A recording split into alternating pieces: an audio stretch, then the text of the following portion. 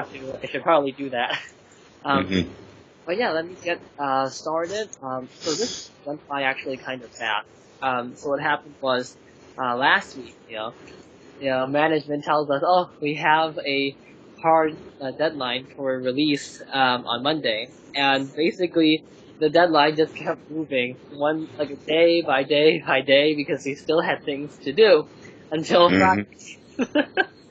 And so this week was just like, oh, make these changes here, make these changes there.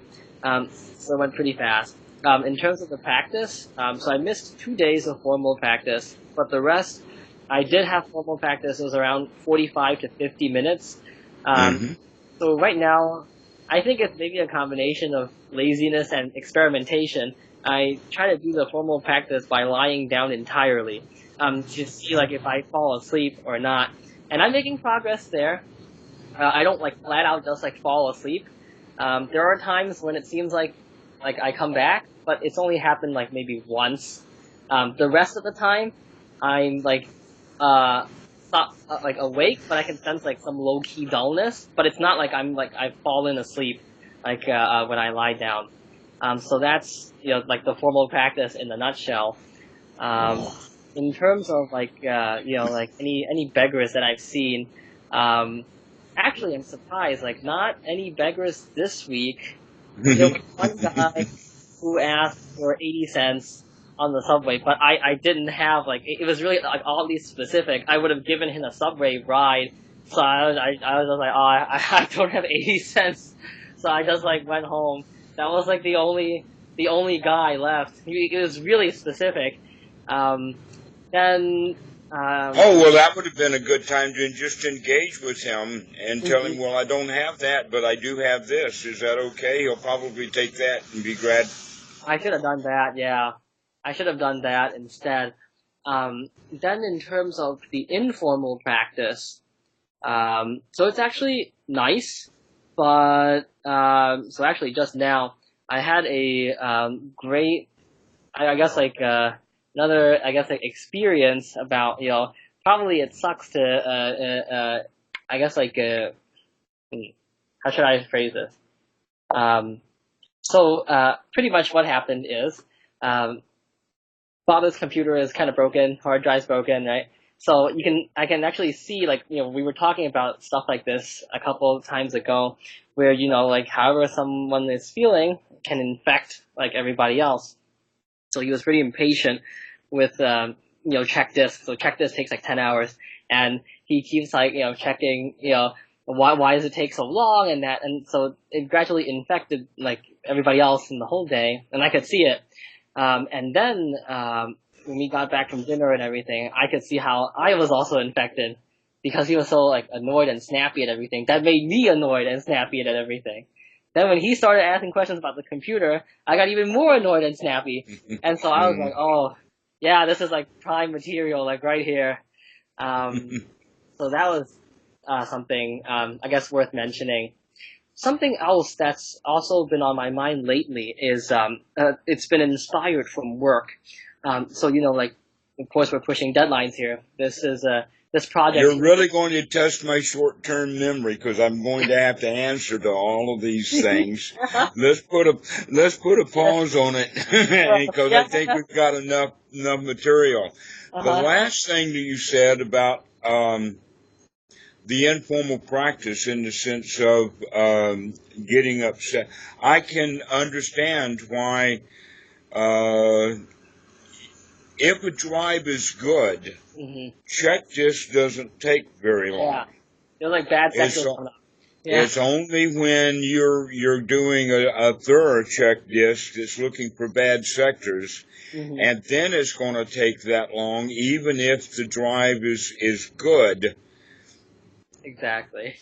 and so it was. If somebody had explained just that little bit to him. That checking for bad sectors takes a long time because these modern drives have so many sectors that have to be checked. I explained that to him, but he doesn't care because he's like, why does it take so long? That's it. Right. He just wants to feel bad. Yeah, it's actually, And basically from there, right, I see like my mind like went really restless. So any itches, right? Like sometimes then itches here, itches there. It would get frustrated and angry at the itches. So I tried to hold out against not itching. I took like a deep breath, but at the end like there was this like I guess like internal like screaming. It's like I got scratched, and then I went like that as I scratched. So I noticed like general like restlessness and frustration. I was like, oh wow. Interesting. Very interesting. Right. It's really excellent. Now you're coming to the point of being able to see how feelings, when they arise ignorantly, they cascade or they build up. Yeah. I mean, I'm also capable of saying the very things that my father says. That's what I've learned today. So, yeah. It's yeah. Yeah. Yes, I have also been quite surprised at myself, catching myself in gestures that my dad would use that I haven't seen in 40 years. Well, actually, at that time, it was more like, let's see, this was in the 90s. So it had been 20 years by then. So my dad had been dead 20 years. And I recognized that I was using a gesture in a similar situation. And that gesture, by the way, was to raise the right hand as if you're going to hit someone. And that you do that mostly for dogs or children or whatever like that. But when that gesture comes up, it means I'm the authority, I'm the one in charge, you better do what I say or I'm going to hit you. It's similar like that. That gesture. I imagine your dad might use that. I'm not sure. They have one gesture that I've picked up that I've noticed. It's when I'm talking with someone and I'm like, yo, like, right? And I keep tapping on them with the back of my hand, like, right? Like this, like this. Right. They always do that. I kept doing that. I was like, oh, I do that too. So when you're in conversation with people, a very good thing to do is to fold your hands like this, and keep the hands that way. That requires you to be mindful of them. In fact, I had to break that gesture or the holding of the hands like that to show you this. In fact, it's not with the fingers out like that, but it's with this. It's really intending to. I'm about to slap you. So these gestures can lay dormant, but will come up in similar situations, and that you'll begin now to look more and more about the gestures that you're using. You learned from your family, you learned from your dad, and that we use them in the same way that our dads would use it.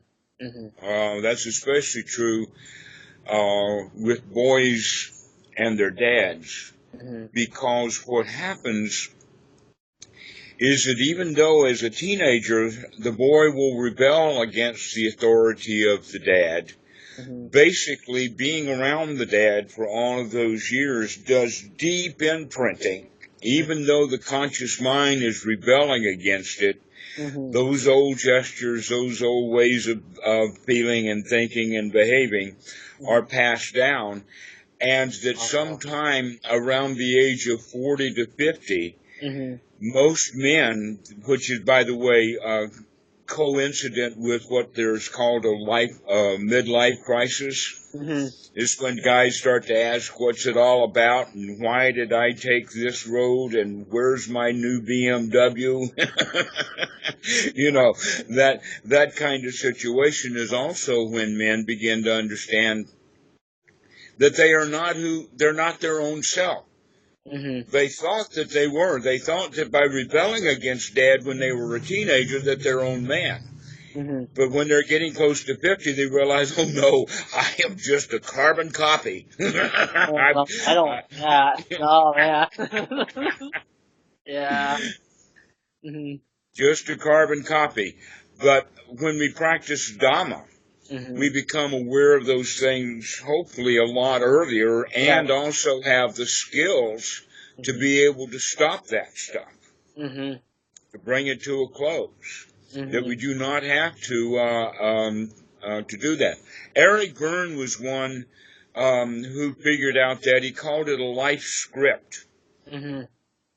And the life script is basically based on the OK Corral. And so people will take one of those four positions as their primary position. And very, very few take the position of I'm okay, you're okay. Many people will take, in fact, most of the population takes the position I'm not okay, but you're okay, which means the world is okay.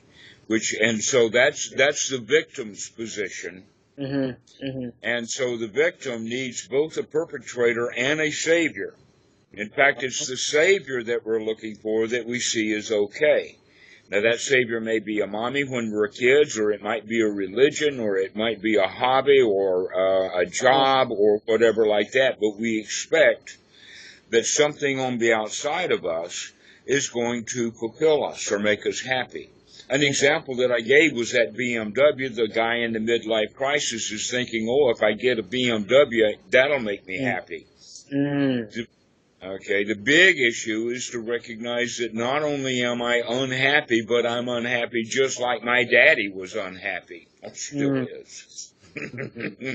And that's a really interesting position for guys to find themselves in. And here you are, in your early 20s, and you're beginning to see that. You're looking at it. And not only that, but you're recognizing this thing called sympathetic vibration. Yes. That the long check disc, with this guy being worried because he probably was doing a deep check disc, and he thought that it should go faster, and so he was worried about, well, maybe my drive is bad. In fact, check disc, if it finds bad sectors, will report them as it goes along. Yeah, and fix them. And so if it can. Yeah.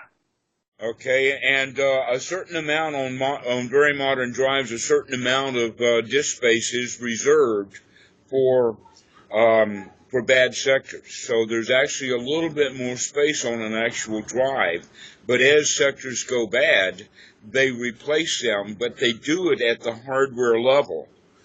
That's not done by NTFS or other file systems. That's done right there on the hard drive, down at the so what check disk does is it forces the drive itself to do its own checking and remapping, and that when that remapping process is finished, because there's too many hard drive or too many bad sectors, then it will stop doing it. And now you're in real danger of losing data on that drive, as well as if it's got that many bad sectors, a whole lot more is going to go bad. Oh, the whole thing, yeah. Right. And not only that, but when it goes bad, there's one of the things that IBM started this way years ago. And that is that because tape was hard to read, they built right into the hardware that if a sector is bad, they'll back up the tape and reread it back and forth and back and forth and back and forth 100 times before it actually records it to the computer. Really? Wow. Okay, so that happens on modern hard drives too. If there is a bad sector, the hard drive, the electronics on the hard drive itself will spin and spin and spin trying to get that sector, as it goes around. Can I get it? Can I get it? Can I get it? And that will do 100 times before that sector will be marked bad. Okay, so if you've got a drive that's going bad and that you're not running check disk, then when that sector is unreadable, then it will slow down. And not only that, but it's built into the operating system. If that same hard drive were placed in Unix, then using Unix, because it's a time-shared operating system, will just ignore that drive until it reports back, and it'll just go merry on its way. But Oh. because window is not a time slice, but it's an event slice system, the operating system looks like it's frozen up Yeah. while it's waiting on that hard drive to report. An event loop, right? Yeah, I think that's what they call it. Hmm. And so not only if he's got some bad sectors, not only is it taking a long time, but his computer is also appearing to be locked up. And that's really going to frustrate this guy if he has no mindfulness. It's very interesting because I could see the progression of how it infected myself. Because I wasn't, really. I mean, to me, I was like, yeah, this is normal. I was like telling him, this is lucky, that you caught the thing early and it didn't just like fail on you, else you would have just lost all your data. So I was fine. Consciously, I was fine. But you can still feel like, you're beginning to feel like physical, like traces of like, like contracting here, like a hole here, and then slowly you kind of shrink. And then as the day kind of goes on, you start feeling like dullness, tiredness. Then that progresses into like frustration, anger, and just like general like sloth like that, and then like flashes of anger, stronger and You stronger. are describing the sequence absolutely correctly. You see, what's happening is that even though he is not, let us say, in your face all of that time, because if he were in your face, all of that stuff would happen much quicker. But the fact is that he's boiling and he's stewing and he's giving off a vibration, and your reptilian brain is picking up that vibration, even though it's under your radar. Yeah. It's not unconscious. It's just not part of the consciousness that you're paying attention to. But now you're beginning to. By paying attention to it, you're recognizing, oh, that sympathetic vibration that I'm picking up from my friend here is beginning to get me to vibrate in the same wavelength that he is. All right. So if you can see that, and I'm not sure the next time he might in fact want to do a check next week. It's not like everything, yeah. Yeah. But this actually operates in many cases. In fact, you can walk in a crowd in New York, and then later you can walk on that same street where it's no longer crowded, and there is a different vibration there.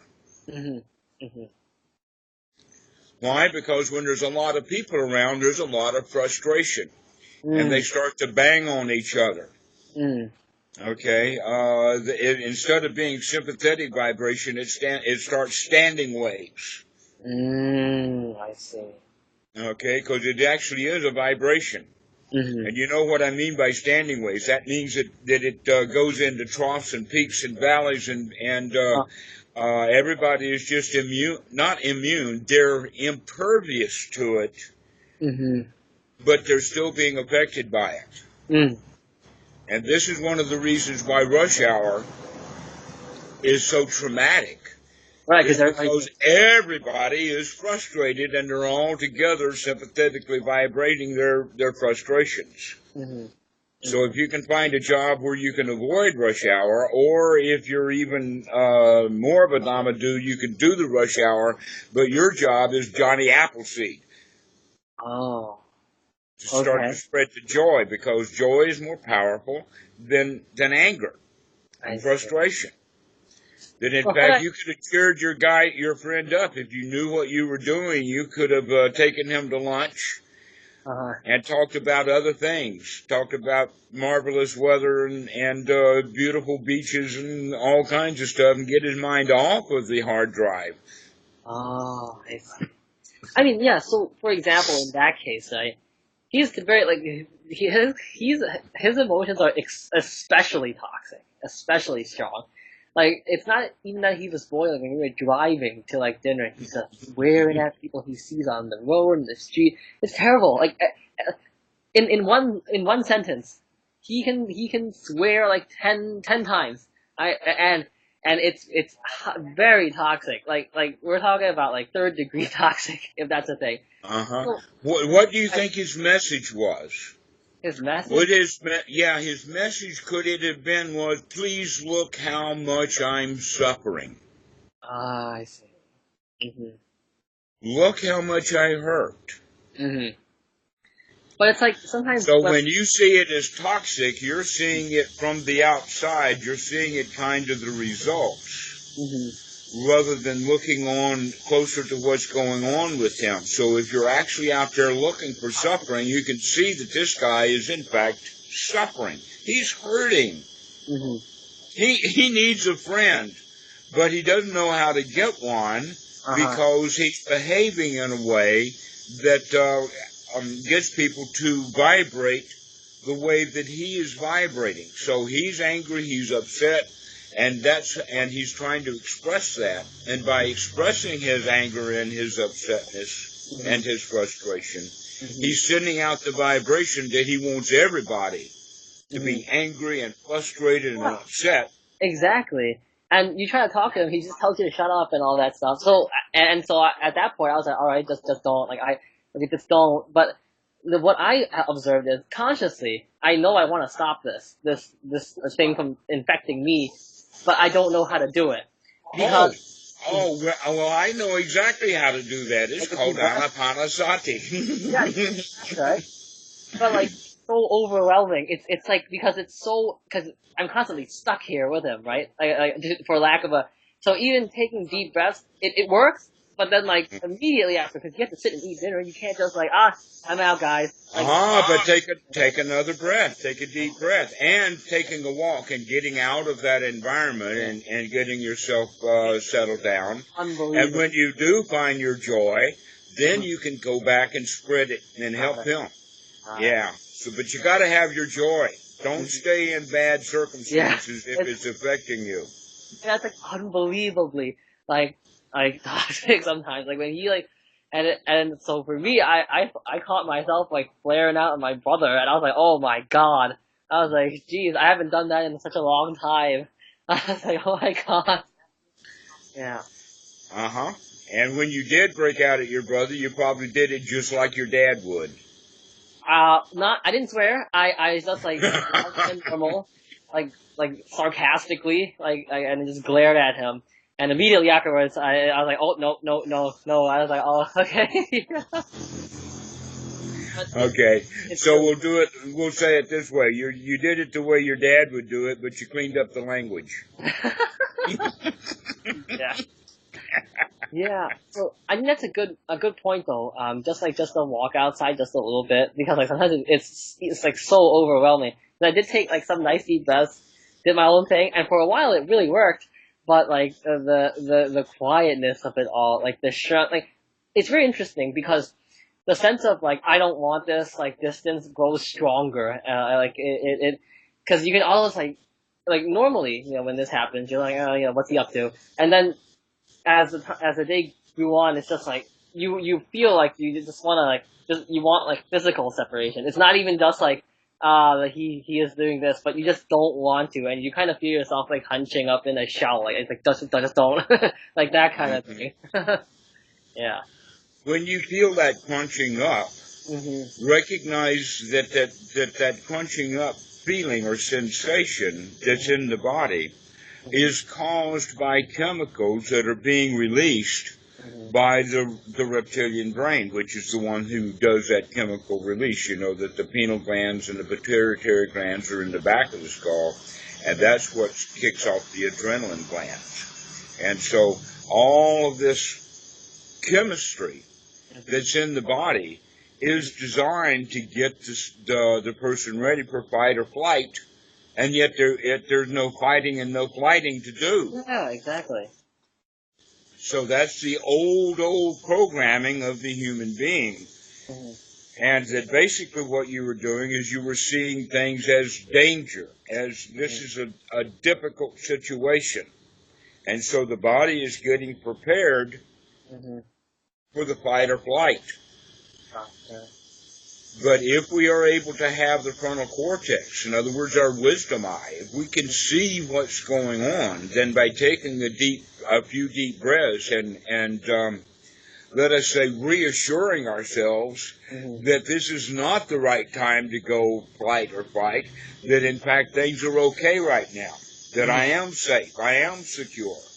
And in fact, the only problem I've got is that my friend is not capable of talking himself into that he's okay. Yeah. I mean, to certain things I can understand, like, why my father, like, gets, like, worked up. I mean, an equivalent situation is, like, if I have, like, a meeting or something and I'm late, I would also have, like, that same kind of rush, like, oh god, like, that kind of, emotions as well. But, I understand, but I have to really practice, like, remembering that, like, when stuff like this happens. Because as soon as I hear him, like, putting out the seafood, so to speak, it's just like, oh god, like, you hear it and it's just like, oh my god, like, it's like bad music, like off-key music. It's jarring to hear, like, so many, like, swear words just thrown out, and you hear it and you're just like, oh my god. Like that kind of thing. The language is so, like, jarring. The right way to look at that stuff is not the jarringness of the harsh language, but rather look at the feelings that are coming about because of that. In other words, we need to start paying attention to the fact that people are suffering. They're suffering. Yes, this is part of understanding the First Noble Truth. And in fact, it's an important part of right view. When we hear those kind of swear words, when we hear harsh speech like that, that's the effect. And we need to start looking at the cause-effect relationship rather than just the effect. Okay, and what's the cause of that is the suffering. So we have to look at the suffering and how suffering causes foul language. Because the guy, when he's not suffering, is probably not going to be using such harsh language. Oh, he swears even when he, like, isn't mad. He just like uses swears when talking to people as, like, some kind of joke against them and things like that. But it's not. Sometimes I don't find it funny at all. In fact, like, some people, like, they might find it offensive, actually. I don't find it funny, but, like, he just, like, that's how he talks with, like, our extended family and things like that. It's, may I ask, where is he from? Is he a native New Yorker? Oh, no, he's from Hong Kong. People there are even, like, angrier than the people here, because in Hong Kong, it's even more crowded than the city. Like, people will, like, over there, like, they can't cross the street or something like that, they will break out. Like, they will just, like, swear and break out. They got cut off by, like, pedestrians. I was, like, waiting to cross the street. A couple of pedestrians got cut off by a car that was turning. Bam! They just, like, they swear and just, like, start talking. I was like, wow, that's even, even worse than here. The reason that I ask you that is because in my own history of coming from the Deep South, that I had grown up in a culture that had a lot of low-class language. And so I picked up that language and was using that language. And then when I left the South and got into business and got into other situations, I recognizing that I had to change my speech patterns because the way that I was talking was not appropriate. And that I had already began just with the Dhamma, so that gave me the tools then to stop using that language. And now I use it very rarely. I still use it when I think that it's going to be funny. But generally when I use it, it's not harsh. It's just, part of the looking for the appropriate word. For a metaphor. And sometimes low-class language is really the excellent word to use. So, in that regard, a particular word does not necessarily have to be low-class 100% of the time. And that it looks like that what's happening is that this guy may in fact not think that language is low-class, while other people do. Mm. And that no one is bothered to point that out to him. Mm-hmm. Mm-hmm. Okay? I've actually said that, like, you know, I've actually You have. Yeah. I mean, when I say point it out, I don't mean just merely mention it, but because as myself, I only could take on the determination and the intention to clean up my speech once I saw that it was inappropriate. Gotcha. He can't see. Okay. Yeah. Right. He can't see that it's inappropriate. Not yet. But he possibly will be. He possibly will sometime begin to look at the expressions on people's faces when he's talking, and he might decide, that's not an appropriate way of speaking now. And so we have to do that. We can clean up our speech. We can clean up our gestures. Mm-hmm. And we do that through mindfulness. Yeah. I think mindfulness of speech was something that I had worked on previously, but kind of let slip. So I really should tighten mindfulness of speech, because I talk really fast. I think you probably still notice. It's actually a little slower today than many times that you're talking. Oh, that's nicer.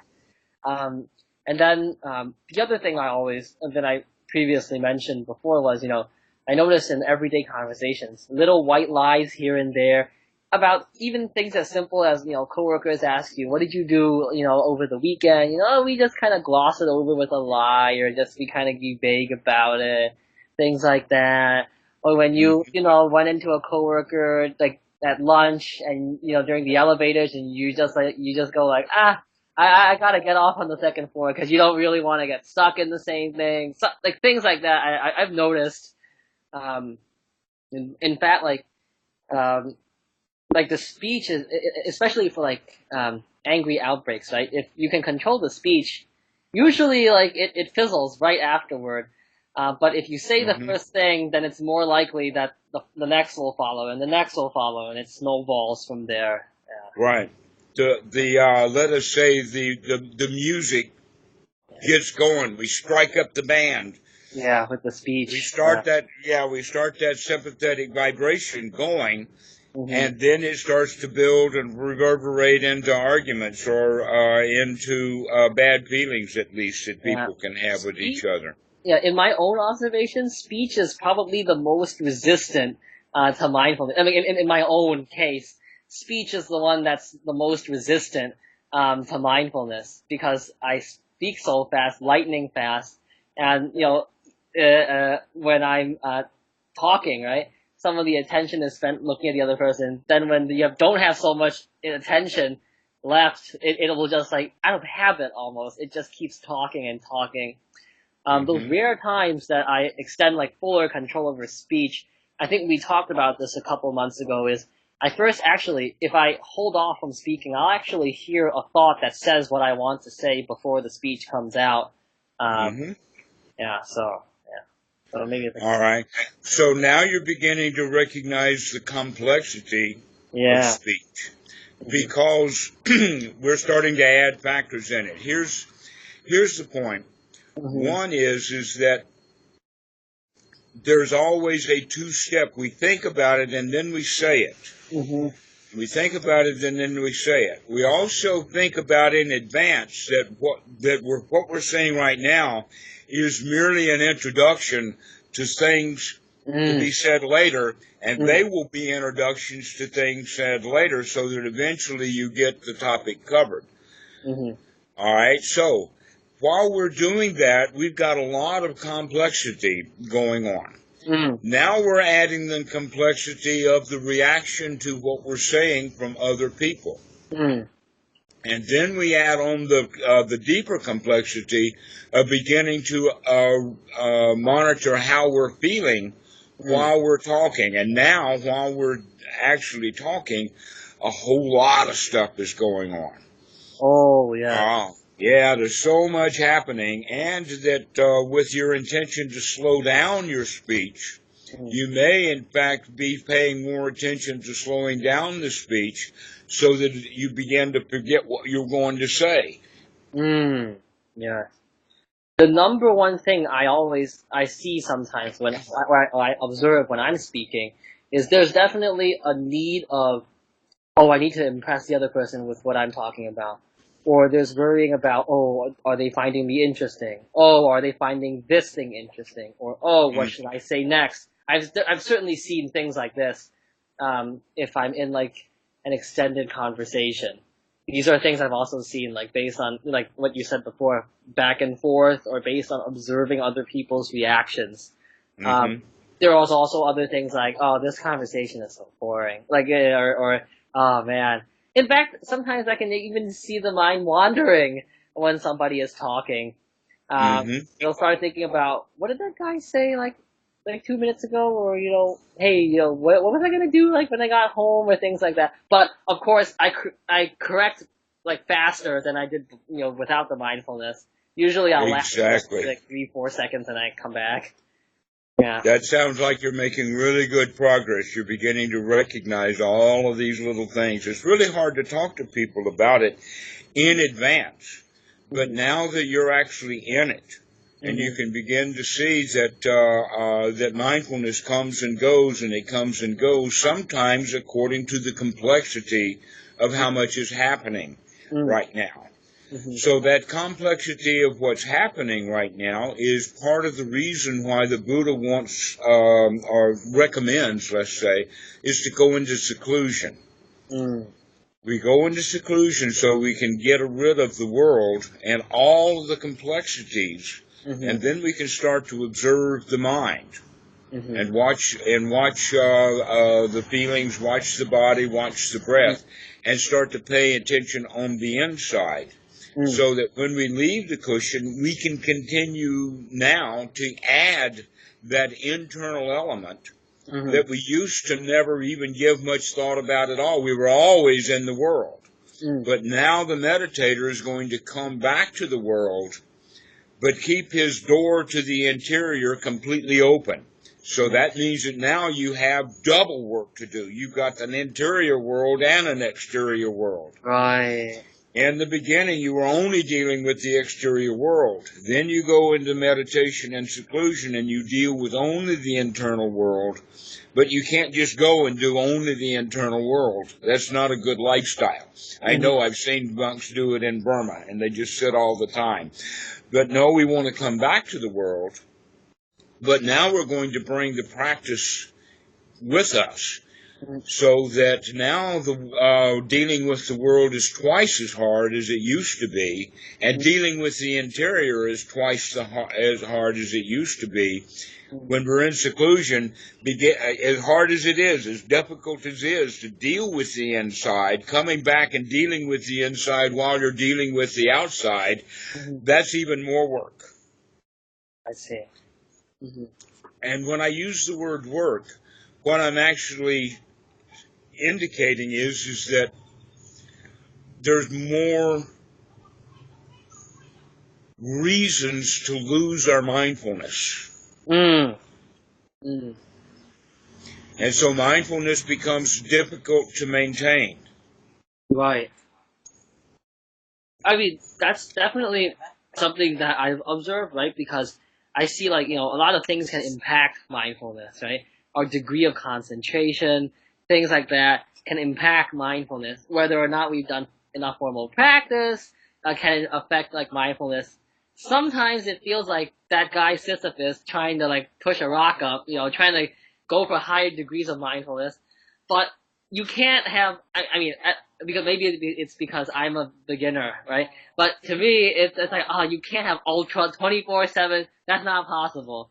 There are going to be lapses. Like, and it's I have I have not heard the reference to Sisyphus in so long. I have now a completely different view.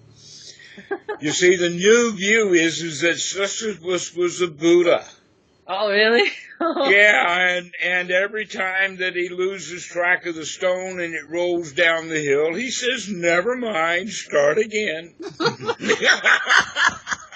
Okay. and and he enjoys rolling the stones. Uh huh. Uh huh. Uh huh. Gotcha. I All should think right. of it like that. Okay. And that's a completely different way of looking at it, because most of us looking at it is that it's a damnation, it's a doom, it's a punishment that he's got to roll that stone up the hill, and he's not able to do it. And so he's full of frustration. In fact, that stone rolling is exactly that check disc. Mm-hmm. Yeah, totally, exactly. Yeah, exactly, right. Exactly. And so it's a different change. It mainly is a change in attitude. But the old attitude is so strong. It's so deep. It's buried in our genes. It's buried in our DNA. It's built into hundreds of thousands of years of history. Mm-hmm. And after we're born, all of the other people who are subject to that kind of stuff are our teachers. And so we wind up being a mess in a generation of a mess, with a history of a mess. Yeah. All right, and so that mess that we're in, which is sympathetically vibrating, of becoming upset and uptight and not know why, and not understand the conditioning, not only the conditioning that that is laying a foundation of memory on the feeling level, but also the conditioning of the moment. And so the conditioning of the past and the conditioning of the moment put together without any mindfulness is going to raise feelings that wind up in suffering. Mm-hmm. I see. But when we have mindfulness at the point of contact, when these feelings arise, or if in fact you can go a little deeper and start to see the conditioning, you see how you perceive things. Mm-hmm. Okay? And so in a way we're talking about what we want to do is we want to perceive things instead of just looking at the effect of our friends being unhappy. We want to look at the cause, which is the real suffering that's behind it. I see. To recognize that he is suffering, and he is suffering because he doesn't like it. Mm-hmm. And he's ignorant of the fact that he doesn't like it. If he knew that he didn't like it, and he's sitting there watching the screen, and occasionally a number will turn. I know check this very well. I've got so many hard drives, you know.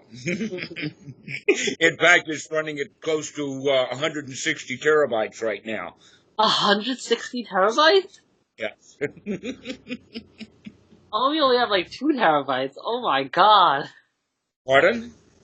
We only have 2 terabytes, like the computer over there. Oh, 160 terabytes? Mm-hmm. Oh my And god. so I've got a whole package of bad drives. I mean, 160 terabytes of good drives. Oh, good drives? Yes, Yep. if I added all of the bad drives, let's see, 1, 12, 14, 18, 20. Probably about 60 terabytes in bad drives. Wow. Because they're old. I think your checklist will take like a lot longer than what we have over here.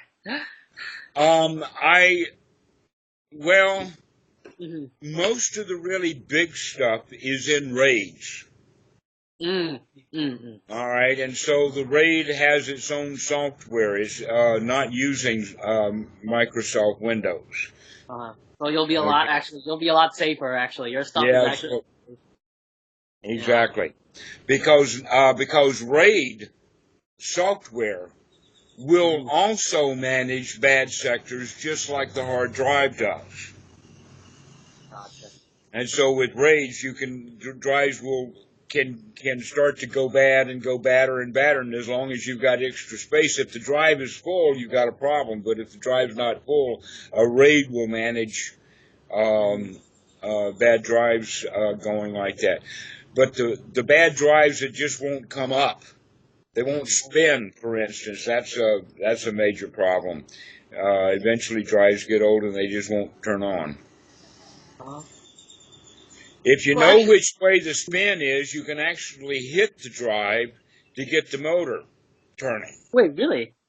Yes, Oh, I've wow. done that many times. Yeah, you can take that drive and you hear it and it won't run and it won't run and you go bang, bang, bang, bang, and then you just, It'll run? ah, I hear it now. Wait, really? Oh, Yeah. oh, that's neat. Yeah, his drive is like a hard drive. I've already switched like SSDs, like on our newer computers because it's just like less hassle and the durability is better and the speed's better. Mhm. But like yeah, it's like an old drive and the SSDs are more expensive if you want to get like a 1 TB SSD. And so this was just for backup. So we were just like, all right, I think we can do fine with just like a regular hard drive. You're not gonna like, access it like normally anyway. Mm-hmm. But yeah, I So, actually have. Yeah, go ahead. yeah. What was the very first thing that you mentioned? Oh, you were going back about the beggars and Yeah, that. Subway guy. Yeah, 80 cents. Yeah, eighty Yeah. cents, man.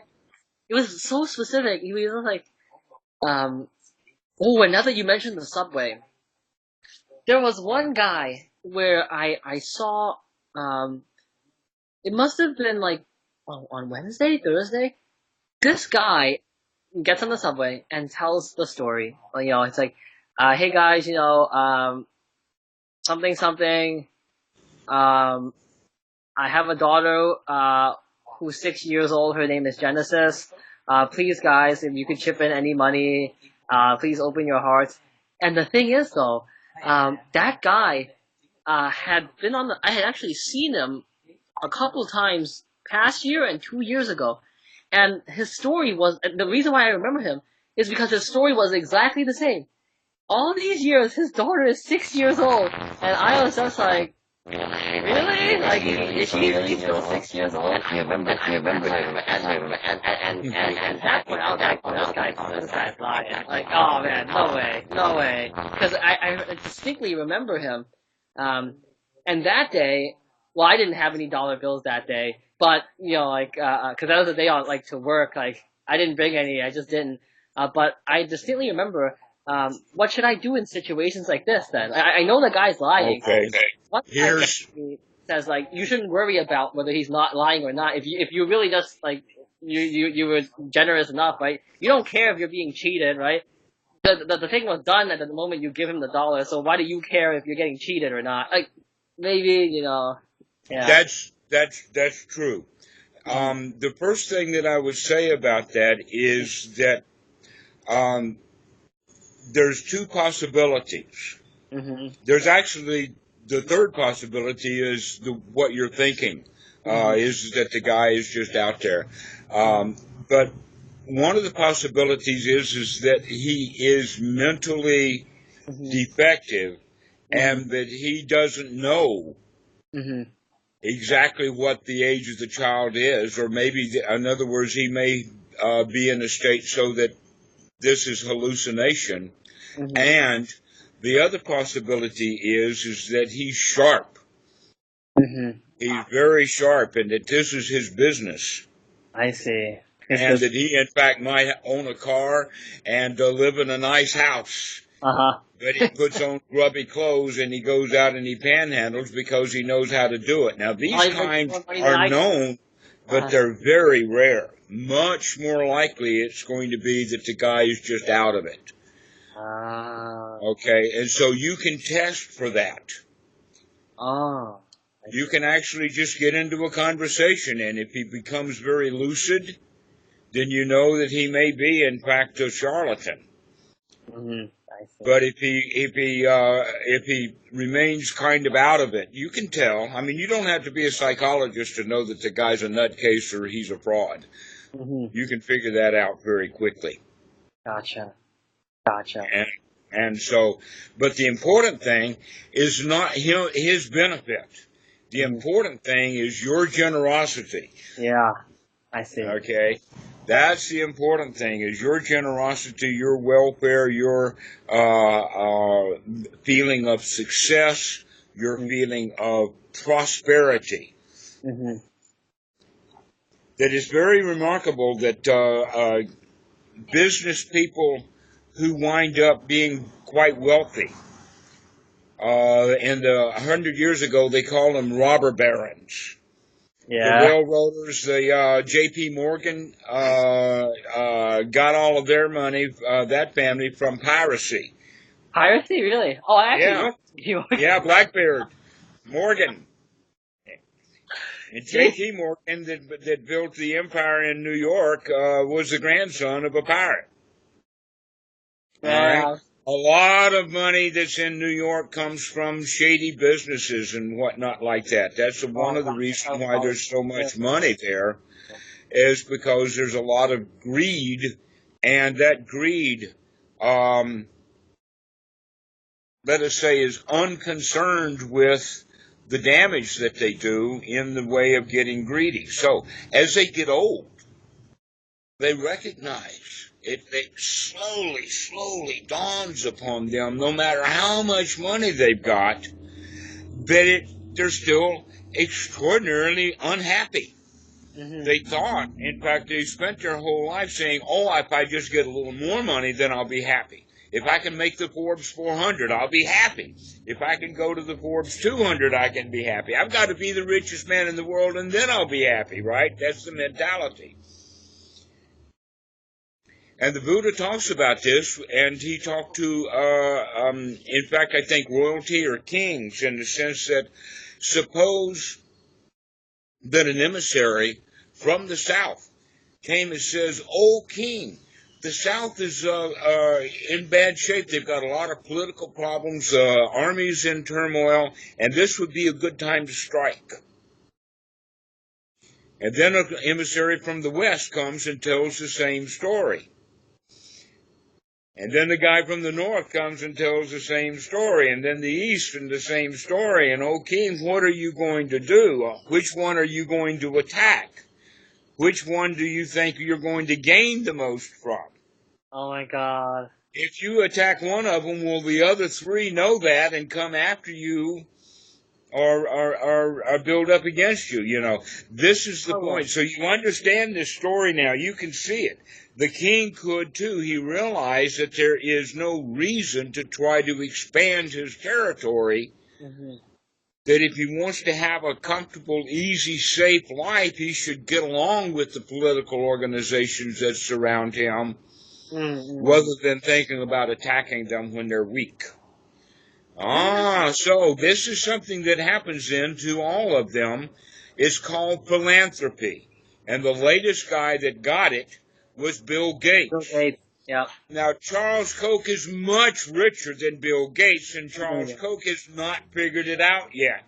Yeah. His brother David has, because David Koch gives a whole lot of stuff to PBS and other things like that. But Charles Koch is a really miserable, hateful, old man, and now he's even dissatisfied with the Republican Party because he can't control them all the time. He thought with his money he could control the politics, and now he can't. And so, sour grapes, well, I'm going to take my money and go to the Democrats. Oh, no, he's not. He's not going to do that. Democrats are not going to do what Charles Koch wants either. So this is a very important thing. You can see that it happened with the Vanderbilts. It happened with Rockefeller Foundation. It happened with the Henry Ford, the Ford Foundation. But it didn't happen to Al Smith. Who was Al Smith? Al Smith built General Motors. But Al Smith wound up a bitter, angry, hateful old man. Didn't survive. Why? Because he didn't make that change into philanthropy, to give it all back. I see. All right? Here you are, 21. It's time you learn that lesson. You do not have to wait until you're 80. Exactly. No, that's so true, though, because that's actually happened to all of them. Exactly. Warren Buffett, everybody else. I see. Well, Warren Buffett has become quite generous in many ways, too. Yeah. And it's the philanthropy that makes their life, not the gaining of the wealth. Gotcha. But in fact, it's got nothing to do with wealth, and it has everything to do with the happiness comes from generosity. And non-generosity actually is the same thing as being greedy, tightwad, unwilling, and that the underlying feelings from that is that they feel insecure. Yeah, it's like mine. Yeah. Yeah, so it's the state of mind that they're in, not the amount of money. Yeah, so this actually leads to like another question that I've been thinking about, right? So, like this past week at work, right? So we have two managers, okay? A and B, I'll simplify this. So A is B's boss, and A and B both, I guess, supervise our team for like this project. A is, I guess like more relaxed but strict. He's okay as long as you get your stuff done. He doesn't really break out. But B will just like lash the team and say, why is this not working? Why that? And when somebody, tries to explain, he'll just cut them off and say, no, you're wrong. And so there's no reason to explain. So I see all this, and when we get on those like difficult calls, right? Of course I see like things relating to like fear and awkwardness and things like that arising in myself.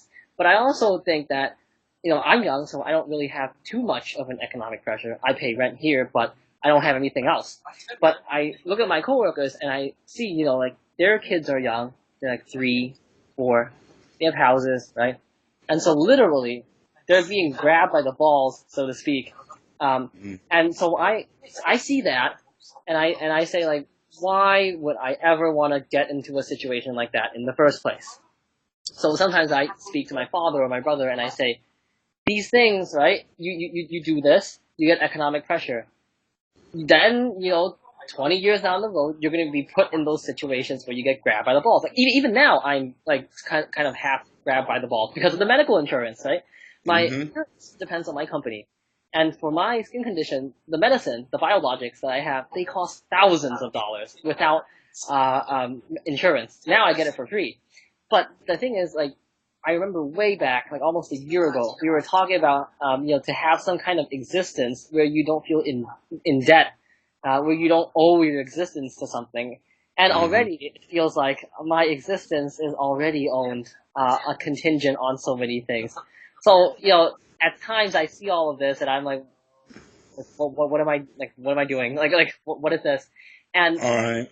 and I talk about these things like, now my father, of course, is spooked. Like if I tell him, I talk to him about this and I say, family, things like this, house, these are all like things that will just screw me over in the future. That seems like they will screw me over.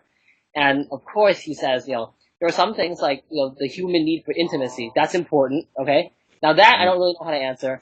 But the second thing is, I think I touched upon this last time. Everybody else is doing it. Your uncles are doing it. Your whatever is doing it. Everybody else here is doing it. I didn't buy that because, and my answer wasn't, well, that's why everybody is like in shambles right now.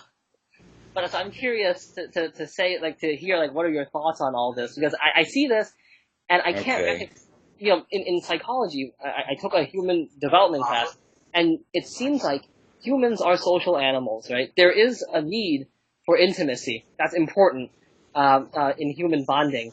But how do I reconcile this with, things like this that I'm seeing? They're gonna screw me over, or it seems like screw me over.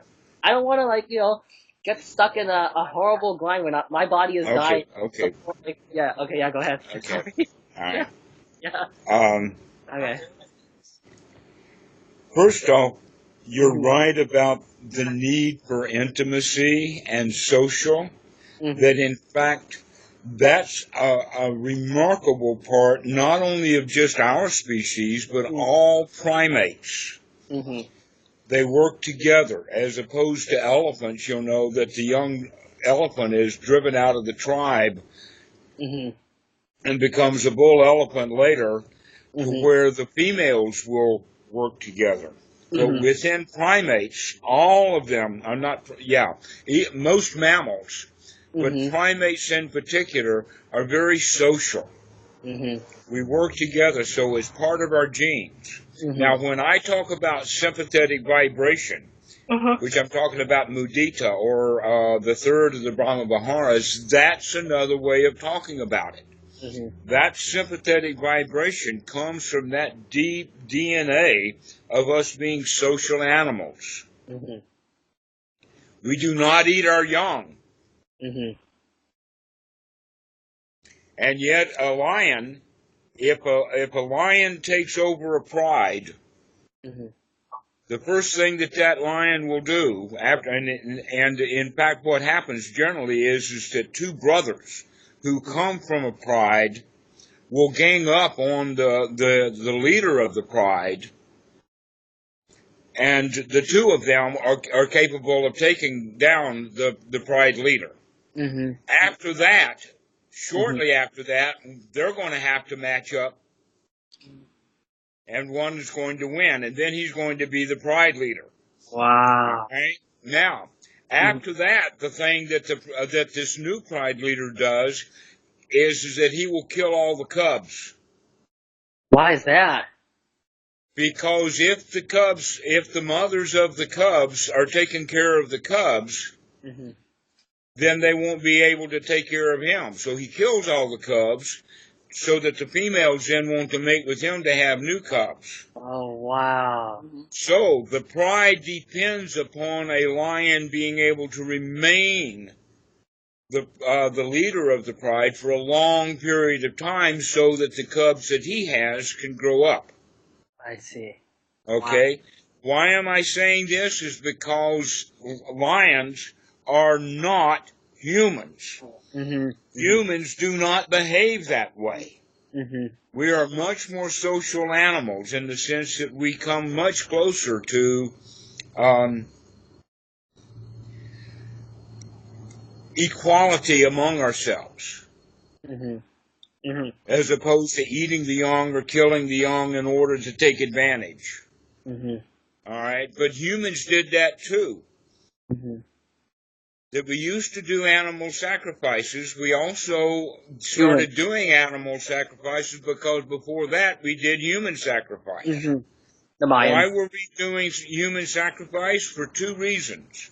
One is because the youngest kid in our tribe is the most expendable because he's the useless and he needs to be taken care of. Mm-hmm. Not only that, but we love that child, therefore offering that child to the God is the most heartfelt thing that we can do, but it causes the least amount of damage. I see. Okay? And so here we go with Abraham and Isaac. Oh, yeah. The God trying to tell him to sacrifice his son and all that, and the yes, okay. and all that. Now, here's a very interesting addition to that particular story. When Abraham got back home, and I think his wife's name was Sarah, Mm-hmm. Isaac wasn't with him. Mm-hmm. Isaac did not come back home with Abraham. Mm-hmm. Mm-hmm. So one of two things is that Isaac decided that he actually knew what was going on, and even though he escaped, he wanted nothing to do with Daddy, and he took off. Mm-hmm. Mm-hmm. The other possibility, which is more likely, is that somebody inserted the line about giving a goat. Oh, so it actually happened. It actually did happen. That Abraham did prove how much he loved God by actually doing the deed and killing his son. All right, so that's our history, and so we have history then of coming out of being lions into primates, and even into humans. We've had to come out of that sacrificial mentality. Mm-hmm. We still have scapegoats. The remnants of it is blaming others. Mm-hmm. Not my fault. It's his fault. Mm-hmm. Johnny hit me. You know, that's the way, and so that's the remnants of that, and it's out of the self-preservation instinct, just like the lion killing the cubs, out of his own self-preservation instinct. Mm-hmm. All right, and nesting instinct, but definitely instinctual things. So now we set the picture. We're humans. We are social animals. We want to put up with others. And that very very rarely is it possible for a human being to be absolutely on his own. No one is an island unto themselves. Mm-hmm. And that, in fact, the way that we can think of how we deal with others is basically with the four requisites of the Buddha. In other words, just adequate housing, just adequate clothing, just adequate food, and just adequate medicine. Mm-hmm. That psychologists have proven that if people are deficient in one of these things, then they're considered poor, and that level of poverty actually has a physical impact upon our well-being. All right, and the fear of this poverty and the fear of doing without is instinctual also. That's why not having adequate housing, clothing, medicine, and food is thought to be dangerous, where in fact it may not be. Especially on temporary levels. For instance, you can be in need of a medicine and not have it for a long time, and then get it. You can go for a long time without eating. People have fasted for 30 days or more, so we don't need it. You can actually go camping without a tent, and you can be without housing for a while, but ultimately we come back to it, because we need these four requisites, all right? Look at New York City and see that New York City is the result of these four requisites built deep into the mind. All right? And that when the housing issue, when we're not looking for adequate housing, but we think that the housing that we have is inadequate, then we want more housing. This is the mentality that we have, is that what we have now may be enough, but I still feel bad. And so what I'm looking for is a way of feeling good, perhaps if we get a bigger house. All right, and so that's where that comes from, and that the psychologists have a word for it. It's actually a word play, and they call it the Oedipus complex. Not the Oedipus complex, but the Oedipus complex. What is the Oedipus complex? Americans have it big time, and that is wanting a house that's bigger than what we need. Gotcha. Wanting something more than what we need. Wanting more food than what we need. Wanting more medicine than what we need. And even if we have adequate medicine, we're still going to die. Okay, and so a lot of medicine is to try to postpone the inevitable. Inevitable, exactly. So here's where we look then, is that we need to come back to recognizing what is going to be enough. Because what's more important to you, if you think about it like this, the way that people live is that I want more and more and more and more, and I'm willing to spend more and more time and more effort and ultimately more and more suffering in order to get more and more, because I think that if I can get more and more, then my suffering will be finished. But at every time that I do get more, the suffering is not finished, and so I think I need more. If we bring wisdom into this and come to the conclusion that this is adequate, this is adequate, this amount of clothing is adequate, this amount of medicine is adequate, this amount of housing is adequate, and this amount of social relationships is adequate. All right, because in fact we can add that to the mix, that we need to be around others. Even that guy or those guys who sit at Mahasi Sawadal Center in Rangoon and sit all the time, they are not an island unto themselves. They need the support of that temple. Or if they left the temple and went into the woods, they would still need the support of the community. We need the support. That if I need clothing, I cannot knit clothing, I cannot sew.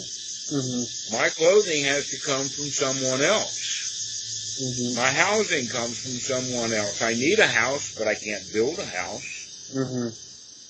All right, I need medicine, but I am not an Ayurvedic doctor who can go off into the woods and find the medicines that I need. That I need other people who know more about that than I do. I see. And so I need doctors and I need cooks to cook food, to prepare food. In fact, every time that you take a bite, not every time, but occasionally, or sometime when you take a bite, reflect upon how many people were involved in that one bite of food. Okay. Yeah. So You maybe had somebody to plant. You had somebody to gather. You had somebody to harvest. You had somebody to transport. You had somebody to prepare. You had somebody to transport to the store.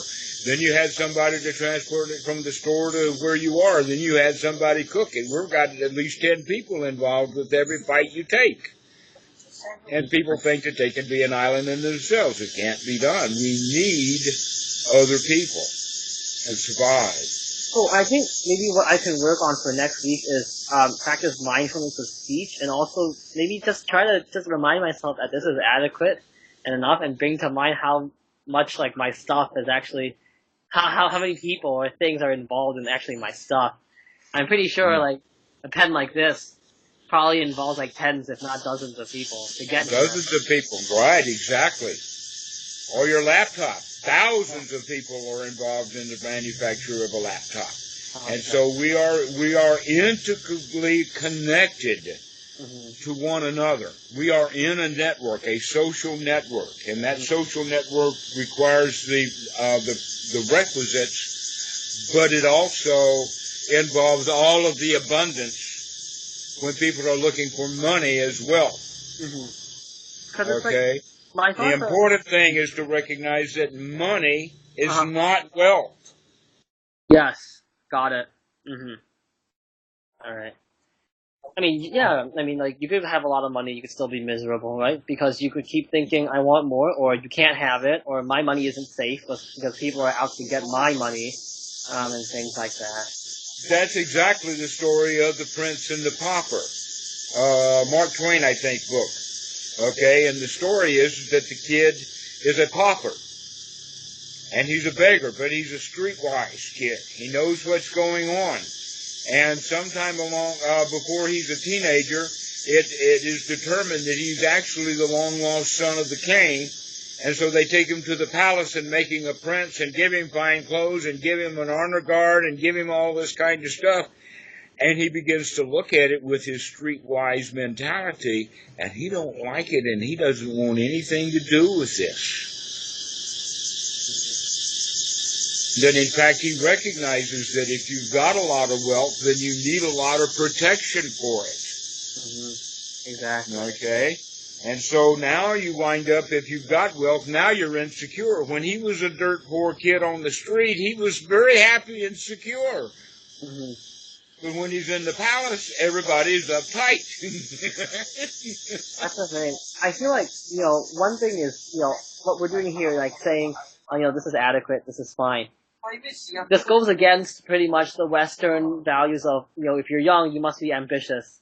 You should spend the best years in your prime now to basically rise through the ranks, make as much as you possibly can, and then retire when you're 60. And, by then you'll have like $1 million in the bank, and it'll be great. But, $1 million at 60, I'm gonna be so old, my bones are gonna be hurting and things like that.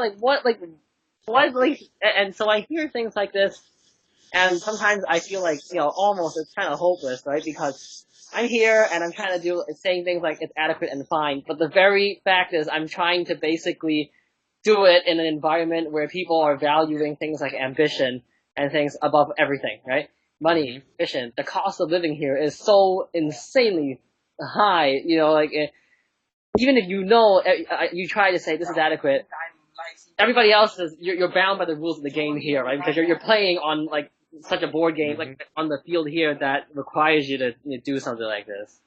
Yeah. Right. Not all of the world is New York. Not all of the world is Hong Kong. Wow. There are island paradises. Oh my God, yeah. It's like, it's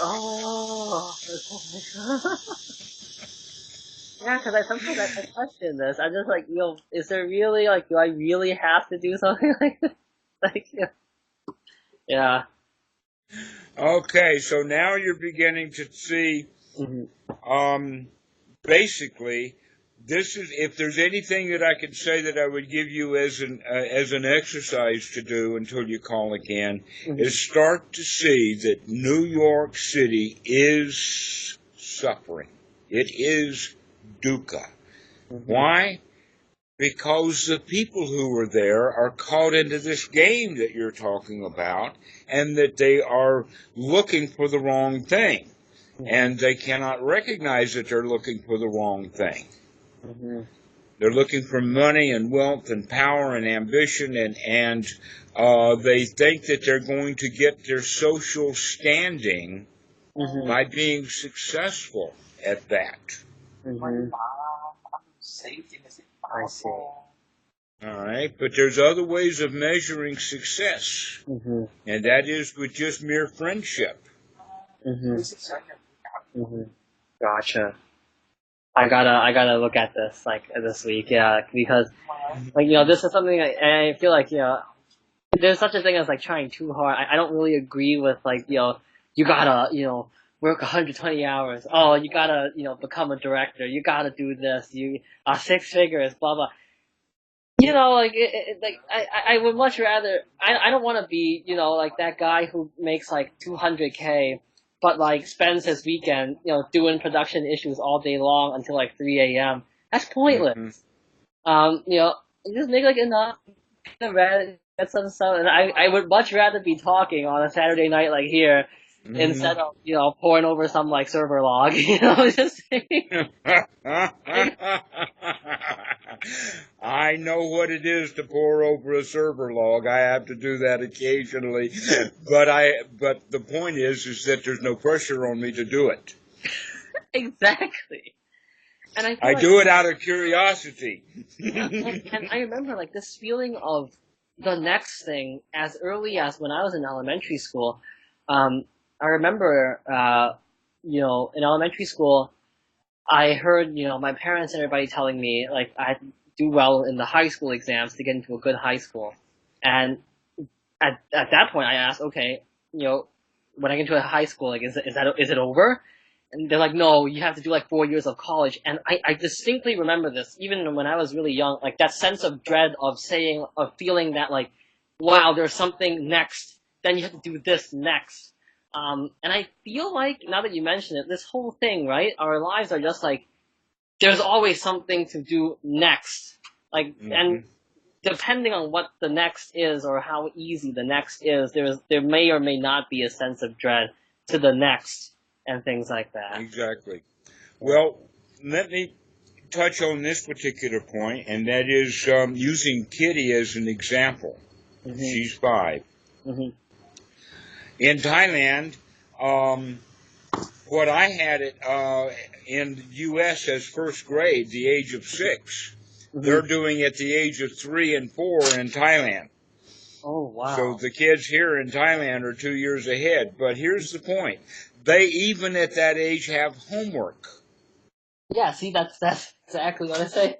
Homework. All right. So let's look at the point about homework. Mhm.